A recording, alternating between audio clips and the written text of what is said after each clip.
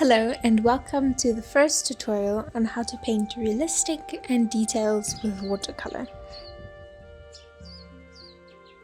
Throughout this video, I'm going to show you the 6 steps, supplies, techniques and consistency required in order to paint with watercolors. So the first step is choosing the colors. So taking a look at your reference, pinpointing and mixing out the colors that you can see, then laying it out onto a piece of paper.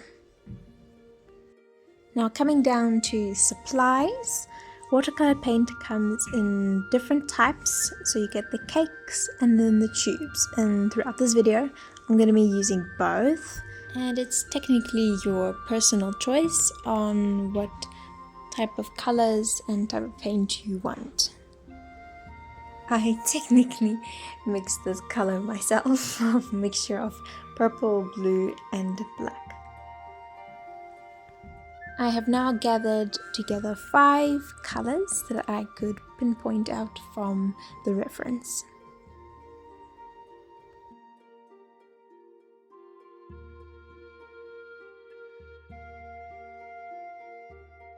Now, a very important tip is to use a brush size that is according to your surface area. So a large area will need a bigger brush, and a medium sized area will need a bit smaller, and a small will definitely need a much smaller brush. Mainly depends on the project, of course. So second step is the undercolors. So this is a very important technique to use with watercolor, so working in layers from light to dark. Basically all the dark details will be on top of the undercolors that you are now putting on with a very watery consistency. Looking at the reference, I am using the lightest colors that I can see with a very watery consistency, so it's very important to make sure that you pop out those light colors that are underneath all those fine detailed feathers. Working from inside out basically.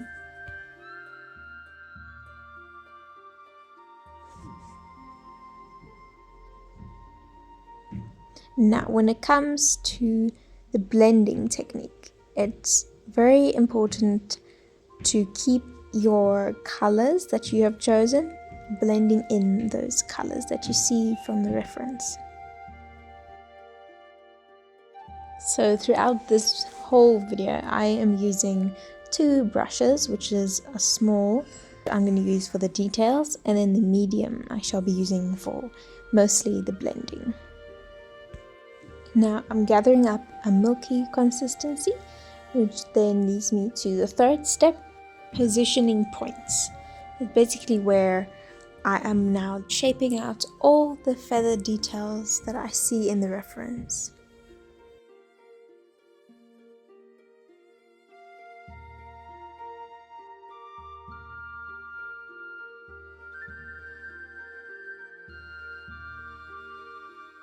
Is a technique which is known as the wet on dry technique, which is basically painting wet paint onto already dried surface. As you can see, I'm doing slight movements with the small brush, and this part is very important, making sure you get all the right proportions, letting in all your colors as you paint.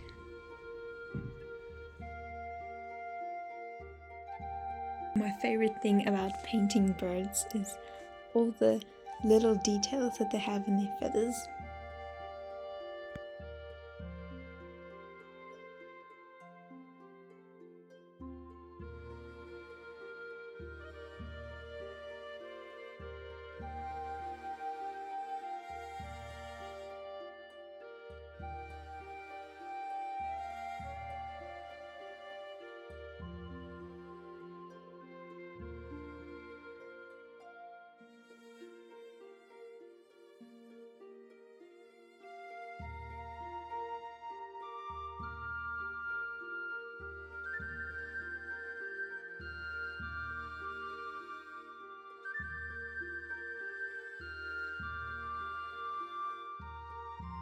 and going on to the fourth step, which is the blending.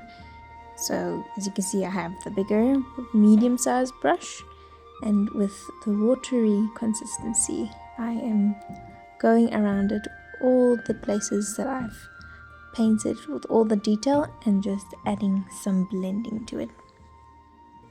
And something that I've learned about this step is not to feel too sorry for all the effort and the detail that you put in, but at this step the blending is the most important.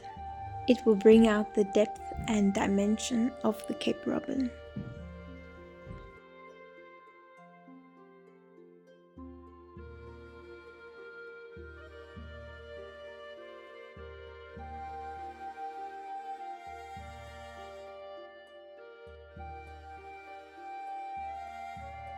And as I've mentioned before, depending on the size of your surface area, you can use a smaller brush on the tighter edges and the bigger one on the more advanced size edges.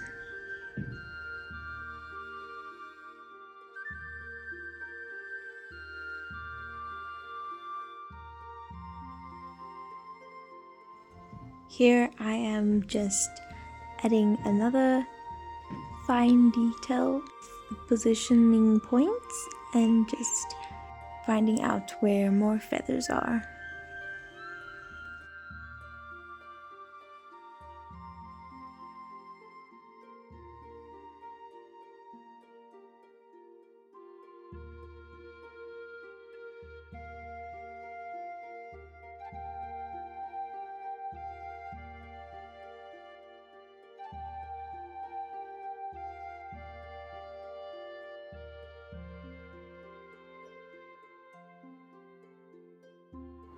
Another technique which is similar to blending, diluting thicker paint with water, thins it out and causes like a blending effect.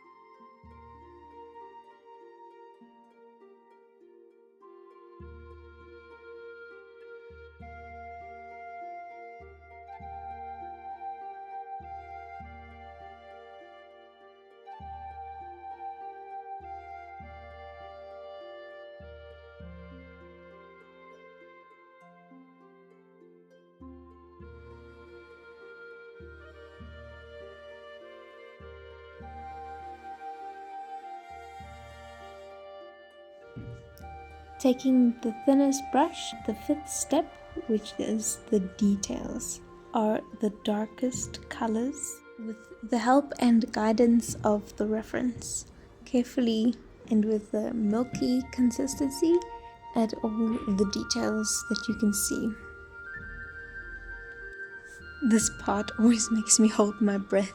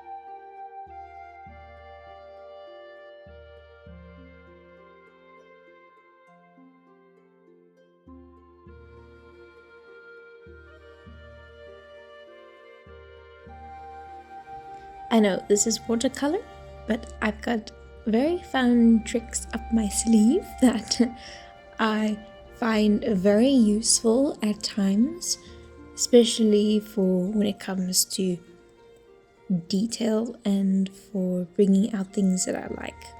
Now this is a universal primer that I use as like a gouache or a white acrylic paint.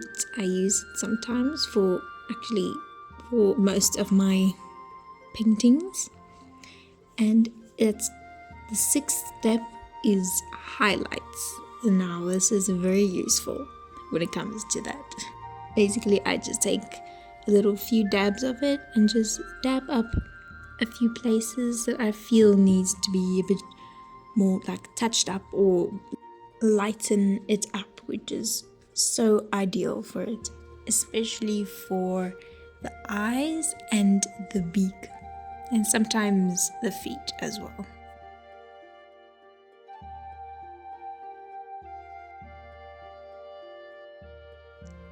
I don't know, but let me know in the comments if you don't mind me putting my colors down at the bottom of the screen there. I just like the fact that I'm helping out you guys and that I would like to show as much detail as I can throughout the whole process and what colors I use and everything. So yeah, thank you so much.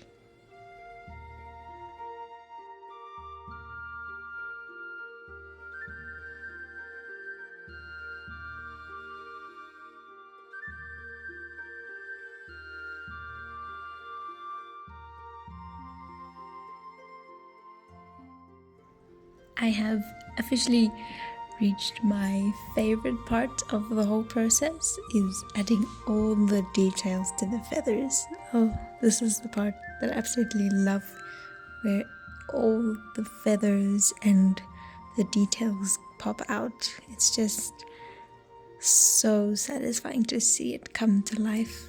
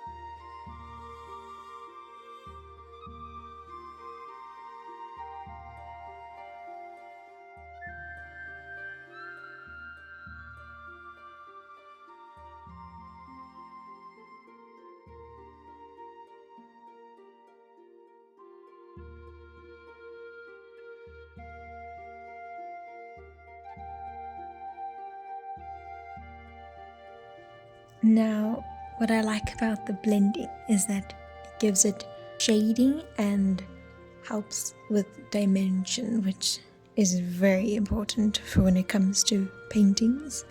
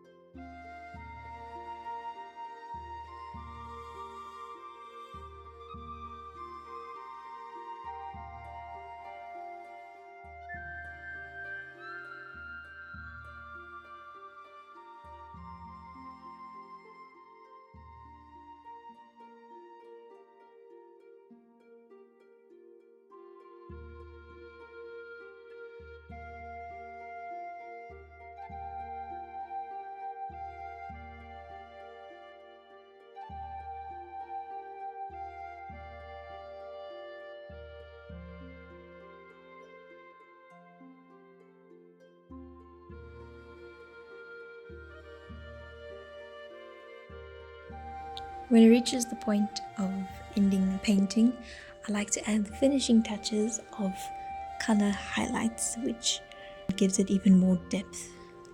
Cherry on top, so to say, that gives it its life.